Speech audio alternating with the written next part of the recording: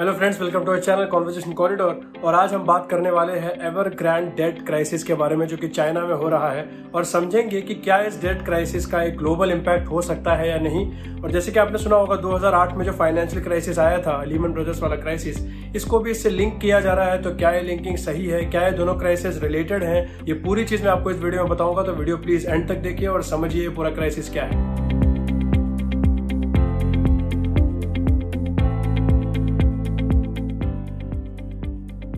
तो पहले समझते हैं आखिर ये एवरग्रांड क्राइसिस है क्या और हुआ क्या है।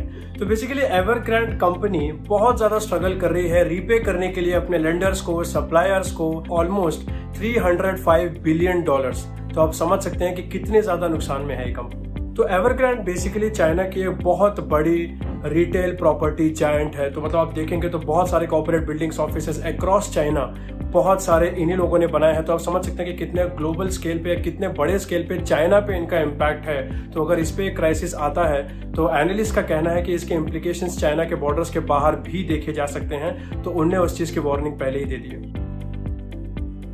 और जो बड़े बड़े इन्वेस्टर्स हैं और जो बड़े बड़े कंपनीज के सीईओ हैं, इनका कहना है कि जो एवरग्रांड डेट क्राइसिस चाइना में आया है, ये चाइना के फाइनेंशियल सिस्टम के लिए सबसे बड़ा हर्डल है और अब तक का उनका सबसे बड़ा चैलेंज है कि वो इस क्राइसिस से कैसे निकलते हैं। बिकॉज चाइनीज ऑफिशियल्स का कहना है कि वो इस इशू को हैंडल कर लेंगे और इसका बाकी इम्प्लीकेशंस नहीं आएंगे।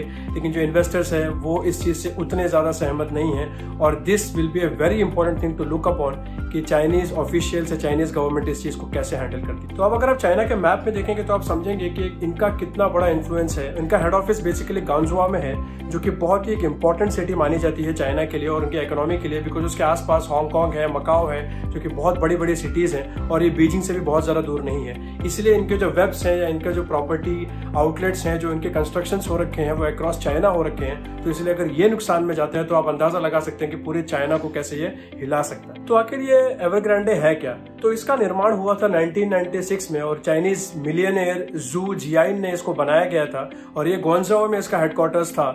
और इस समय ये चाइना का one of the biggest real estate developers है और इन लोगों ने अपना बहुत बड़ा नाम बनाया बेसिकली प्रॉपर्टी या रेजिडेंशियल प्रॉपर्टीज के कंस्ट्रक्शन में। और अगर अभी मैं बात करूं तो इनके 1300 से ज्यादा प्रोजेक्ट्स हैं अक्रॉस 280 सिटीज इन चाइना। और जैसे ही इनको इस बिजनेस से फायदा हुआ तो इन्हें अपने फैलाए और ज्यादा पंख। और ये हर जगह देखा जाए तो इलेक्ट्रिक कार्स हो गए, आपके स्पोर्ट्स हो गए, थीम पार्क्स हो गए, बिजनेस बॉटल्ड वाटर्स हो गए। तो जो भी आप अंदाजा लगा सकते हैं ये हर बिजनेस में घुस गए। बिकॉज एक जगह से फायदा होता है तो पैसा डाल के मल्टीपल जगह इन्वेस्ट कर देते हैं। तो सिर्फ प्रॉपर्टी ही नहीं, बाकी जगह भी इनका बहुत ज्यादा हाथ है। तो इस समय इस कंपनी में लगभग 200,000 लोग काम कर रहे हैं और हर साल ये चाइना में 3.8 मिलियन लोगों को जॉब्स देता है। तो ये बहुत बड़ा जॉब जनरेटर भी है चाइनीज इकोनॉमी के लिए। तो 2010 में इस कंपनी ने ग्वांगझो एवरग्रांडे सॉकर टीम खरीदी और वर्ल्ड के सबसे बड़े सॉकर स्कूल का निर्माण किया, जो कि लगभग $185 मिलियन का था। और इस समय ये कंपनी एक lotus flower shaped soccer stadium बना रही है, जिसका माना गया है कि $1.7 बिलियन लगेगा उस स्टेडियम में। और इसको भी वर्ल्ड का one of the most amazing stadiums बनाने की होड़ है। और एवरग्रांडे ने लास्ट ईयर अपने सेल्स में $100 बिलियन दिखाए हैं। तो आप समझ सकते हैं कि कितना अच्छा इनका काम चल रहा था लास्ट ईयर तक। तो आखिर हुआ क्या? अब आपके मन में सवाल आ रहा होगा, अगर इतने पॉपुलर हैं, अगर इतने जगह इनके फ्रेंचाइजेस हैं, इतना बड़ा नाम है, तो आखिर ये नुकसान में क्यों जा रहे हैं? आगे देखिए। तो आखिर प्रॉब्लम कब और कैसे शुरू हुई? तो एवरग्रांडे ने, जैसे मैंने आपको बताया, ये काफी जगह अपने हाथ पैर फैला रहे हैं और अपने बाकी प्रोजेक्ट्स को फंड करने के लिए इन लोगों ने उधार लेना शुरू किया और कहानी यहीं से शुरू हुई। और उन्हीं प्रोजेक्ट्स को फंड करने के लिए इन लोगों ने अपने अपार्टमेंट्स को बहुत ही कम दाम में, बहुत ही कम प्रॉफिट मार्जिन में बेचना शुरू किया, ताकि ये फटाफट बेच के वो लैंड को ऑक्यूपाई कर सके और उस लैंड में और ज्यादा कंस्ट्रक्शन या किसी और चीज को, कोई और फैसिलिटी बना सके। इस चक्कर में इनको कैश चाहिए था और इमीडिएटली ये सारी चीजें सेल करके ये कैश एक्यूमुलेट कर रहे थे। लास्ट ईयर सितंबर में अगर मैं आपको बताऊं कि एक लेटर लीक हुआ था इस कंपनी से और उसने इन्वेस्टर्स को हिला दिया था। बिकॉज इस कंपनी ने गवर्नमेंट से रिक्वेस्ट किया था कि हमको थोड़े पैसे की जरूरत है और हमको फाइनेंशियल एड प्रोवाइड करो। और ये लेटर जब पब्लिक में लीक हुआ तो इन्वेस्टर्स बहुत ज्यादा शेकी हो गए कि क्या ये कंपनी लॉस में जा रही है, क्या ये कंपनी बैंकरप्ट होने वाली है। लेकिन फ्यूचर में जब स्टेटमेंट दिया एवरग्रांडे ने तो उन्होंने डिनाई कर दिया कि ये लेटर हमने रिलीज किया गया है, ये हमारी पब्लिसिटी को खराब करने के लिए किसी और ने एक फेक लेटर रिलीज किया। अब जैसे ही ये लेटर रिलीज हुआ उसके बाद काफी लोगों की नजरें इन पे पड़ गई। वो डीप एनालिसिस करने चले कि आखिर पंगा क्या है। तो वहां की एक ग्वांगफा बैंक है जिसने बहुत ज्यादा लोन दिया था, बहुत पैसा दिया था इस कंपनी को, वो कोर्ट की तरफ गई और कोर्ट ने इनके बैंक डिपॉजिट्स फ्रीज कर दिए जुलाई में, जो कि लगभग $20 मिलियन के थे। तो एवरग्रांडे का इंटरेस्ट बेयरिंग डेट $89.5 बिलियन हो गया था जून के एंड तक, जो कि लगभग 571.8 मिलियन युआन्स है अगर चाइनीज करेंसी की बात करें तो।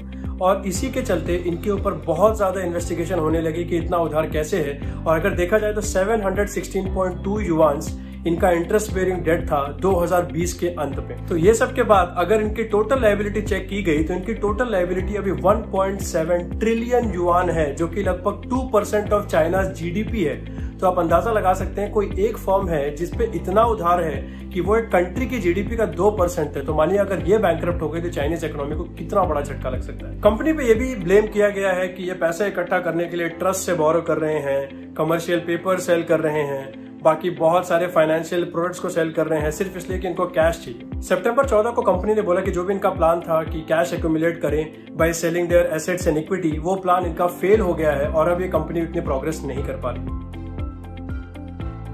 अब आप सोच रहे होंगे आखिर कौन कौन रिस्क में है अगर ये पैसा नहीं दे पाते। तो बेसिकली देखा जाए तो सब, जो इन्वेस्टर्स थे, जो सप्लायर्स थे, जो होम बायर्स थे, जो बैंक्स थे जिनसे इन्हें उधार लिया था, वो सब रिस्क में है अगर ये और ज्यादा डेट में चली गई। और कंपनी ने यह भी कहा है कि ये सिचुएशन क्रॉस डिफॉल्ट सिचुएशन बना सकती है। बेसिकली क्रॉस डिफॉल्ट क्या होता है, अब जैसे मैंने आपसे उधार लिया है और आपने किसी और से उधार लिया होगा, तो अगर मैं आपको उधार नहीं दे पा रहा हूं तो आप उसको कैसे उधार दोगे। तो क्रॉस डिफॉल्ट ऐसे ही होता है कि एक डिफॉल्ट लीड करता है टुवर्ड्स अनदर डिफॉल्ट, कि अगर मैंने आपको पैसे नहीं दिए तो आप भी उसको नहीं दे पाओगे। ऐसे एक चेन बन जाएगी जो कि इवेंचुअली पूरी इकोनॉमी को इम्पैक्ट कर सकती है, बिकॉज हर चीज कनेक्टेड होती है। और एक और चीज, 2018 में चाइनीज के सेंट्रल बैंक ने वार्न किया था गवर्नमेंट को कि ऐसी कंपनीज जो ऐसे रियल एस्टेट डेवलपर्स है, बहुत बड़े जायंट्स हैं, ये फ्यूचर में इतना ज्यादा उधार लेके कंट्री की फाइनेंशियल सिस्टम को हिला सकते हैं। और पहले से ही वार्न कर दिया था कि इन पे नजर रखी जाए, बट ये नजरअंदाजी की गई गवर्नमेंट की तरफ से और रेगुलेटर्स की तरफ से कि उस पर ध्यान नहीं दिया गया और आज चाइना में ये सिचुएशन पैदा हो गई है। अगर एग्जैक्टली फिगर्स की बात करूं तो 128 बैंक से ज्यादा और 121 नॉन बैंकिंग इंस्टीट्यूशन से ज्यादा लोगों को इंपैक्ट होगा अगर एवरग्रांडे क्राइसिस में जाता है। इन लोगों ने इतने बैंक्स और इतने नॉन फाइनेंशियल इंस्टीट्यूशन से पैसे ले रखे हैं। और जेपी मॉर्गन की एक रिपोर्ट की माने तो चाइना की एक मिनशिंग बैंक है जिसका सबसे ज्यादा एक्सपोजर है टुवर्ड्स एवरग्रांडे, और इन्वेस्टर्स पे इसकी काफी ज्यादा मार गिरी है। और अगर मैं बताऊं शेयर्स के हिसाब से तो 80% इसके स्टॉक प्राइस गिरे हैं। और इनके जो बॉन्ड्स ट्रेडिंग है इसको काफी बार हॉल्ट किया है चाइनीज स्टॉक एक्सचेंज ने पिछले कुछ हफ्तों में। तो ये बहुत बड़ा एक हिला के रखा है चाइनीज इकोनॉमी को। अब मुझे नहीं पता इसको कर्मा बोलते हैं क्या करते हैं, आपके वजह से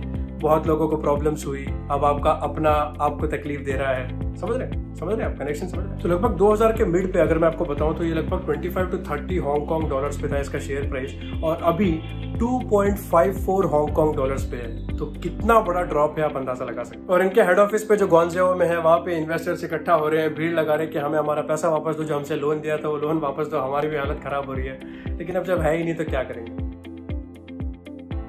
और रिपोर्ट्स का ये कहना है कि ग्लोबल टाइम्स, जो कि एक स्टेट बैक चाइनीज टैबलॉइड है, उन लोगों ने ये कहा है कि फिलहाल ये लोग गवर्नमेंट की तरफ देख रहे हैं कि प्लीज हमें बेल आउट कर लीजिए, हमें बचा लीजिए। वो करने के बजाय इन लोग को इन्वेस्टर्स की तरफ मुड़ना चाहिए, इन्वेस्टर्स से हेल्प मांगनी चाहिए, क्योंकि उनका अगर आप फेथ या ट्रस्ट गेन करोगे तभी आपको बचा सकते हैं। गवर्नमेंट में गेन करने वाले आपने कुछ ऐसा काम किया नहीं। अब जैसा मैंने आपको स्टार्टिंग में बताया था कि क्या ये अगला लीमन ब्रदर्स क्राइसिस हो सकता है, तो अगर कंक्लूड करें तो लीमन ब्रदर्स क्राइसिस बेसिकली हुआ था एक इन्वेस्टमेंट बैंक की वजह से। ये फर्स्ट ऑफ ऑल एक बैंक नहीं है, रियल एस्टेट कंपनी है। तो मुझे नहीं लगता कि इसका कोई ऐसा फाइनेंशियल स्टॉर्म आ जाएगा जो कि बाकी इकोनॉमीज को भी हिला दे और एक बहुत बड़ा क्राइसिस की तरफ ले जाए, बिकॉज एक रियल एस्टेट डेवलपर्स कंपनी है, ये बैंक नहीं है जैसे कि लीमन ब्रदर्स केस में था। और अब अगर इनको बचाना है तो वहां की चाइनीज गवर्नमेंट को इंटरफेयर करना पड़ेगा, बिकॉज अगर चाइनीज गवर्नमेंट ने इंटरफेयर नहीं किया और इनका डेट बढ़ता गया तो ये चाइना की इकोनॉमी के लिए बहुत बड़ा झटका लग सकता है।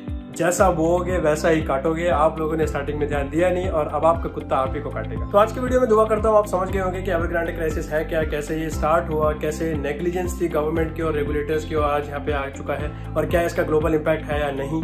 तो थैंक यू वीडियो पूरा देखने के लिए। दुआ करता हूँ कि आपको वीडियो समझा होगा। और ये चीज़ हमेशा याद रखना, कर्मा बहुत बड़ी चीज़ होती है और चाइना गवर्नमेंट ये बहुत अच्छी तरह से फेस कर रही है। तो जहाँ पे भी हो खुश रहिए। अगर आपको वीडियो अच्छी लगी तो ज़रूर इसको शेयर कीजिए अपने बाकी दोस्तों के साथ, सबको पता होना चाहिए इस क्राइसिस के बारे में।